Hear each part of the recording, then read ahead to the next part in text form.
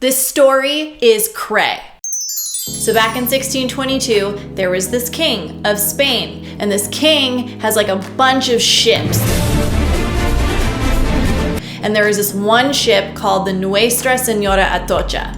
I know you're probably like, who cares about this ship? It's old. Well, much like a good sugar daddy, this ship was rich. So the king of Spain is like waiting for his ship to come back to him, but a hurricane hits and the ship sinks, and down goes all the treasure with it. And the treasure was never found ever again until Jay Miscovich. So Jay Miscovich is this 50-year-old guy who lives in Pennsylvania, and he's a real estate developer and a treasure hunter. Hey, are you like poor? In 2009, Jay decides to go down to Florida and pursue treasure hunting full time. You know, when I say Florida, is about to hit the fan. Everyone from Florida is stupid.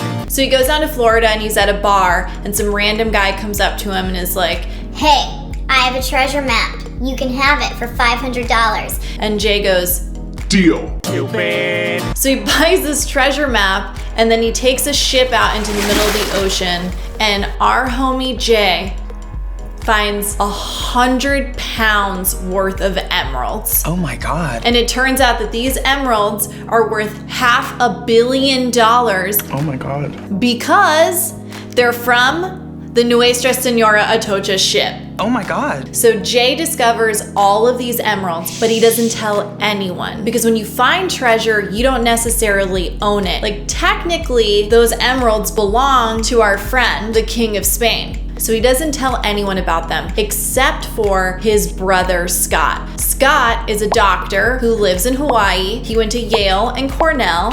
He's not that close to Jay, but he wants to look out for his brother because he wants to make sure that he's protected. Not only does he invest, he gets a bunch of his other fancy pants Ivy League finance people in New York to also invest. And they're like, "Jay, go out and like find more emeralds and see if you can find more from this ship." And then CBS somehow finds out about Jay and his treasure, and they're like, "We want the scoop." So Jay gets this whole story on 60 Minutes about him and his treasure. We're too famous, I can't go here anymore. And then all of a sudden, Jay ends up dead. So it turns out Jay made this entire thing up. He bought emeralds from this store in Florida, Everyone from Florida is stupid. poured them down on the ocean floor, and told everyone that he had found them and that they were from this ship. So all these investors spent millions and millions of dollars on nothing. Jay, knowing that people were about to find out about this, killed himself. And the cops go into his place and they find a suicide note that said, "I've loved many beautiful women, built my business, and found an awesome treasure.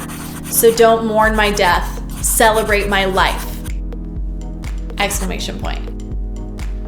So basically, the moral of the murder is people are willing to do anything for real or fake booty.